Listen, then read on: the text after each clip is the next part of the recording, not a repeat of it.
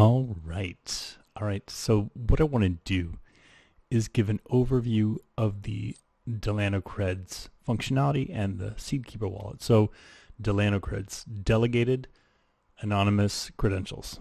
They're a way to exchange credentials back and forth. We can prove a bunch of stuff. I'll walk you through it. In order to do any sort of crypto, you need to have a seed phrase, you need to have a wallet. So this is actually a demonstration of two things at once, which is the use of WebAssembly to compose different components together. And the example component we're going to do is the Delanocreds. So we just need to make a seed. I've got, a username and password all saved here. So I click submit and it's going to make me a seed. So now my seed is ready to use and now I can make a credential. So let's say I wanted to make a credential and give it to you and say that your age is greater than 21. I can choose to allow you to add entries to this credential by sliding this over. Let's say we're going to allow you to add one for a total of 2 entries, the one I made and the one you made. And then we simply tell the library to generate an offer. So now this offer I am going to send to you. Actually, what we're going to do is I'm going to put email in here too. I'm going to put like your email, your@email.com. There we go.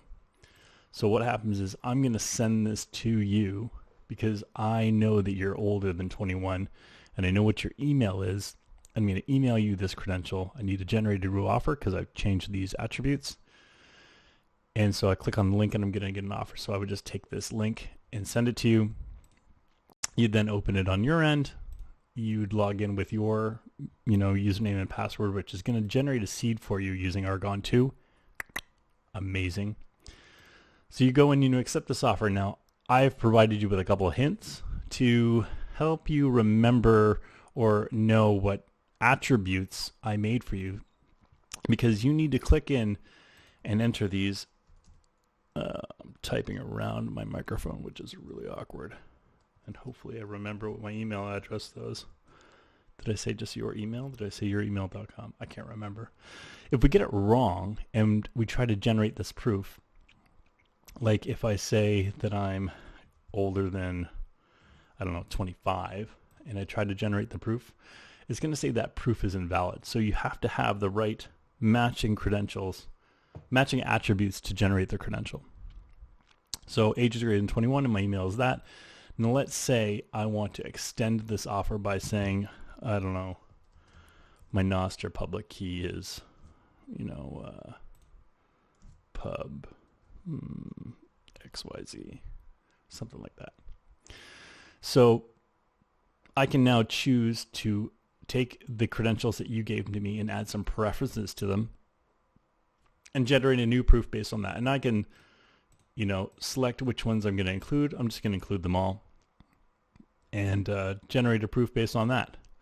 And so I click on the proof, whoever gets your proof logs in and says, oh, okay, cool. All of these attributes are, valid in that proof. So what happens is if you know your email or perhaps you want to extend this by, your Twitter handle,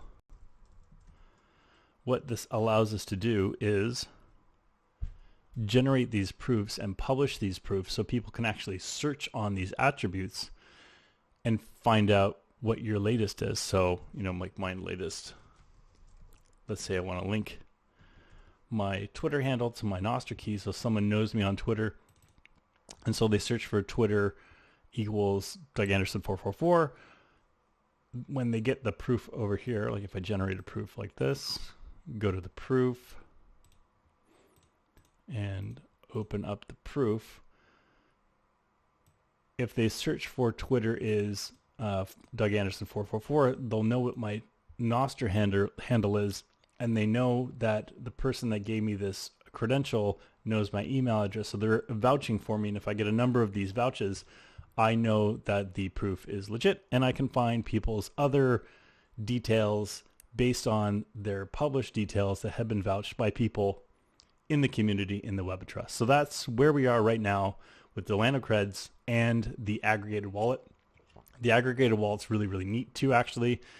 If I wanted to add anything, any other algorithm based on this seed, I could just bring that in as another WebAssembly component, and I would have it. Like if I wanted to have an Edwards 25519 signer, I could bring that in, and I could do Delano Creds credentials signatures, and I could do Edwards keys signatures, and then I can build out the wallet like that.